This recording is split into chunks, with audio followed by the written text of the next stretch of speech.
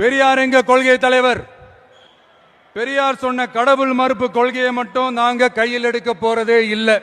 அறிஞர் அண்ணா சொன்ன மாதிரி ஒன்றே குலம் ஒருவனே தேவன்றதுதான் எங்க நிலைப்பாடும்.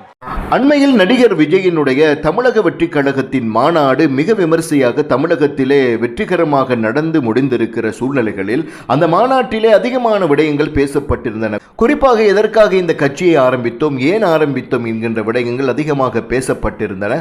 அதிலும் குறிப்பாக பெரியார் கொள்கையிலிருந்து முற்றுமுழுதாக இந்த கட்சி வேறுபட்டதாகவும் ஒன்றே குலம் ஒருவனே தேவன் என்கின்ற வாசகத்தை நடிகர் விஜய் சொன்ன காரணத்தினால் அவர் இஸ்லாத்தை பற்றி பேசியிருக்கிறார் என்பதற்காக புனித அல் குர்ஆன் அவருக்கு பரிசாக வழங்கப்பட்டிருந்தது என்கின்ற ஒரு செய்தியை அதிகமான ஊடகங்கள் இப்பொழுது சொல்லிக்கொண்டு இருக்கிறார்கள். நடிகர் விஜய் பேசிய ஒன்றே குலம் ஒருவனே தேவன் என்கின்ற இந்த வாசகத்தை பிடித்துக்கொண்டு அதிகமானவர்கள் சமூக ஊடகங்களில் இஸ்லாத்தை பற்றி நடிகர் எவ்வளவு அழகாக பேசுகிறார் பார்த்தீர்களா என்று அதிகமான பதிவுகளை இட்ட வண்ணம் இருக்கிறார்கள். குறிப்பாக நாம் ஒரு விடயத்தை நன்றாக புரிந்து கொள்ள வேண்டும்.